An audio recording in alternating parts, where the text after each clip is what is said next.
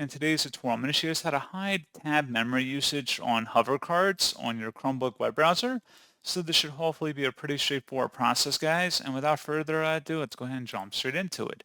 So what I have to do is open up the browser and select the menu icon up at the top right, and then go down and select Settings.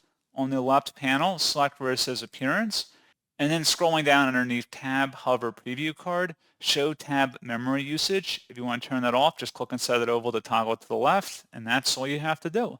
So pretty straightforward process, guys, and as always, thank you for watching. I do hope those will help you out, and I do look forward to catching you all in the next tutorial. Goodbye.